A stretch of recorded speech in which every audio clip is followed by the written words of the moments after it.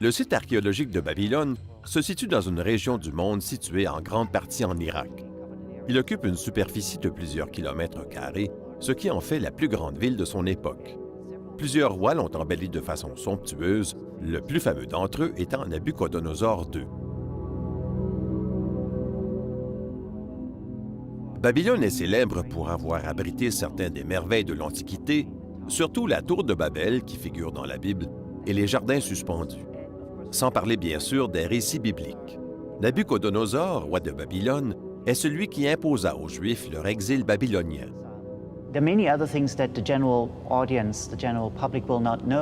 Beaucoup d'autres aspects sont moins bien connus du grand public, comme l'histoire de ce lion.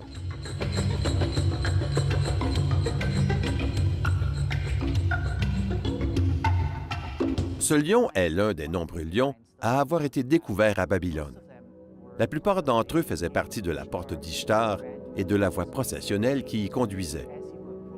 À l'approche de la ville intérieure, les visiteurs étaient frappés par l'apparition d'une grande porte d'entrée d'un bleu éclatant et brillant. La porte d'Ishtar, haute d'environ 15 mètres. Elle était composée de briques cuites émaillées. Il fallait donc les cuire avant de les peindre et les cuire de nouveau pour leur donner leur fini bleu brillant. Dans cette région où les couleurs réellement naturelles ne sont pas légion, l'effet a dû être très impressionnant pour les visiteurs. Ces briques émaillées étaient en plus décorées de bas-reliefs de taureaux, dragons ailés mystiques, mélange de serpents, de taureaux et d'oiseaux, et de lions. Ce lion est rare et presque unique, puisqu'il ne provient pas de la porte, mais bien du palais de la citadelle même de Nabuchodonosor, où il ornait la salle du trône.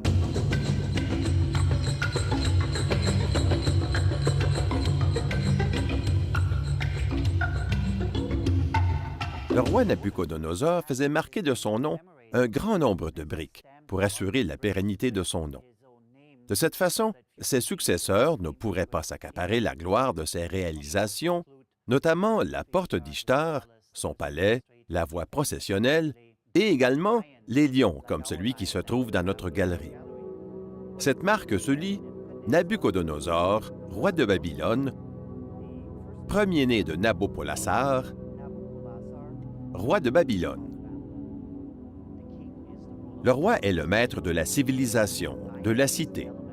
Le lion est l'essence, l'incarnation de la vie sauvage qui règne hors des murs. La collision de ces deux ordres donne naissance à une lutte que le roi se doit évidemment de remporter. Le lion, de par son pouvoir, sa prestance et sa propre condition royale, est un symbole très important dans le Proche-Orient ancien.